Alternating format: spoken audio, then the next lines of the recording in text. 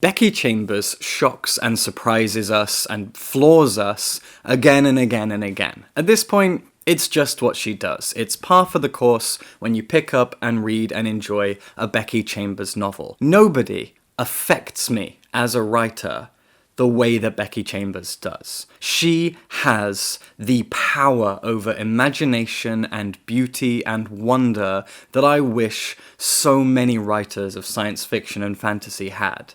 There is nobody in the world like her. Nobody affects my mind, my imagination, my heart, my emotions the way that she does. At this point, she is my favorite science fiction author of all time. Her Wayfarer series, as I've talked about in previous videos, is a beautiful collection of epic science fiction stories that focus on imagination, that focus on possibility, that focus on connection, found family, the beauty of the cosmos, what might be out there, what wonderful, exciting creatures are out there. She uses this series to explore huge ideas about consciousness and ethics and morality, tradition, religion, biology, the ways in which people and things, whatever is alive, interact with one another in beautiful ways. I am always spellbound by what she does. If you look at her short, hard sci-fi novel, To Be Taught If Fortunate,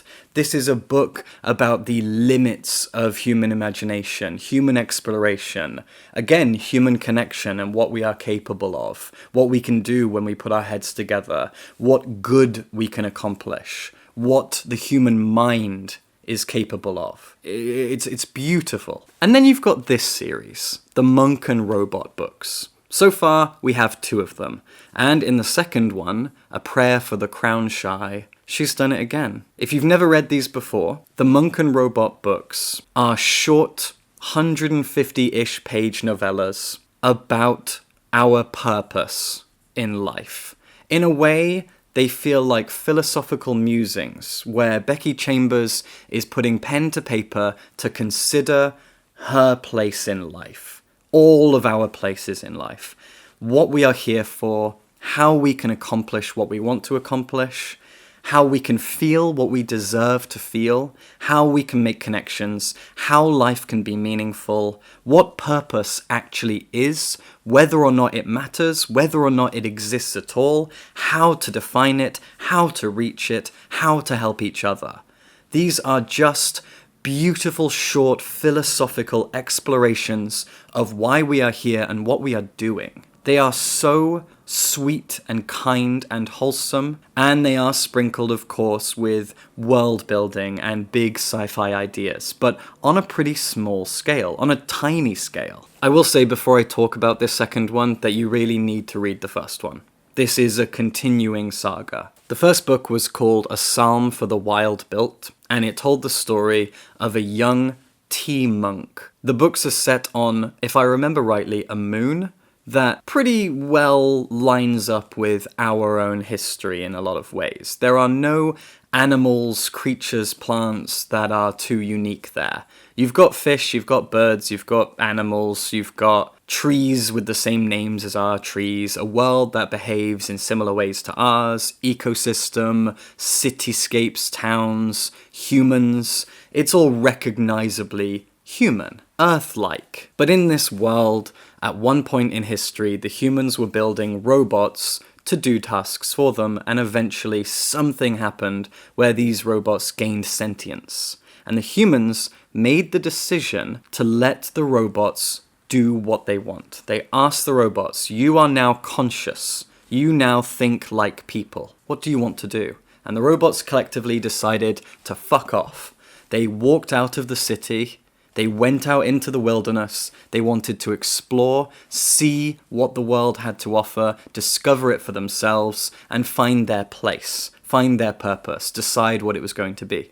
And generations went by, the humans never saw the robots again. They disappeared out into the wilderness, and they almost became legend. Our tea monk is a young genderless person who goes around with a cart delivering tea to people, sitting down, opening up the cart, putting out a table and chatting with people, giving them a cup of tea and listening to their problems, their anxieties, their fears, giving them advice, giving them a shoulder to cry on, sharing in their pain, and just communicating with them. That is the purpose of this tea monk. Their name is Dex, and they are a very lovely but faulted human being. And then they meet Moscap, a robot, who comes out of the shrub, and the two of them connect. That's kind of the first half of the first book, and the book is just about an adventure they go on together where they wander and talk. And that continues in A Prayer for the Crown Shy. In this book, Dex and Moscap continue their journey. They are just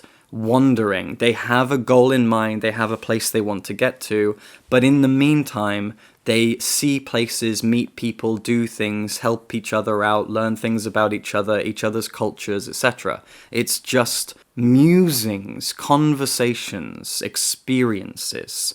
Nothing happens that's going to change the fate of the world. There is nothing riding on their adventure per se. It is intimate, it is warm, it is comforting and kind. That's kind of the focus of these books, is to comfort the reader. In fact, the dedication to this book just reads, for anybody who doesn't know where they're going. That's the point of these books.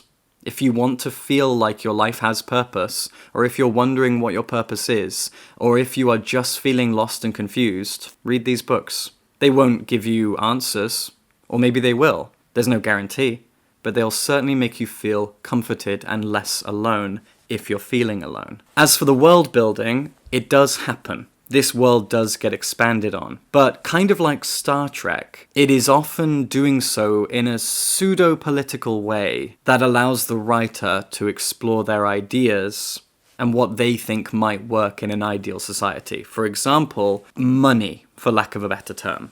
In this book, Dex explains to Moscap, and this is a repeated thing that happens. They are each constantly explaining their own cultures to the other. Dex explains to Moscap that the human society has a kind of exchange system where if you do something to help another person out, maybe you do a chore for them, for example, you will be given some points. There is a term, I can't remember what it is. These points add up, and everyone has a collection of these points, a kind of bank of these points, based on the tasks that they do to help other people. This does not mean that the person that you did the task for then owes you something in return. What it means is you can then spend your points on the people who then give you something. And it doesn't have to be that same person, it could be anyone. And so this is kind of how their whole system works. This is how people do things for one another. You have a job, you have a skill, you have something you are able to do, you have free time, and you spend that skill on people who then provide you with these points. And this is kind of a bartering system. It is not money, and Dex even explains that you can go into the negative, and people often go into the negative, and that doesn't matter. But if a person is continually in the negative, if they are not providing any skills or services, that tells the community that that person needs support. They are not scrounging, they are not lazy, they need help. Maybe they are depressed. Maybe they are disabled. Maybe there is something that they need support with, and so the community helps them get better, helps them fix what's wrong, or just helps them feel more comfortable, whatever it might be. Ultimately, this is a wonderful kind of communist system, where everybody is using their skills, their abilities to help the community within their means. It's beautiful. But I haven't explained it perfectly, and there are things that I've missed out. I might even have miscommunicated some of it. But when you read it, you'll understand it, and you'll see that it's a beautiful concept. It is not right or wrong. It is Becky Chambers exploring the possibility of a system beyond finances, beyond money, beyond capitalism. And I think it's gorgeous. That's probably the biggest example of world building in here, other than how the first book establishes the world itself and the relationship historically between the humans and robots. Mostly, this is just a beautiful conversation between two living things, a human and a robot. I also like the way pronouns are used. Dex uses they them pronouns, and Moscap uses it. And this is really refreshing. It removes gender from the equation. Moscap and Dex, neither of them have gender. Gender is removed as much as possible from this conversation. But gender does exist, and Dex occasionally talks to Moscap about members of their family, and they use he and she for some of them. And that's just a lovely bit of inclusion. It's not just used as a way to be inclusive for the sake of it, shoehorning inclusivity in. It's also used, as I said, as a way to remove gender, to make this a more universal experience for the reader and for the characters themselves. I am truly amazed by the mind of Becky Chambers. Over and over again, her mind is something that just makes me feel impressed, amazed, stunned, and I appreciate her. I appreciate her mind, her capacity for kindness. Her eyes are open. She's looking at people and places. She's looking up to the stars. She's looking around at her fellow man. She is admiring and she is wondering. And all of that comes out in her fiction. Becky Chambers has done it again, as she always does. I cannot wait for the third book. It might be the last one. I don't know. I don't really care. I will continue to read these as they come out. The Monk and Robot series are comfort. They are kindness. And I would love for you to read them if you haven't already. Subscribe for books.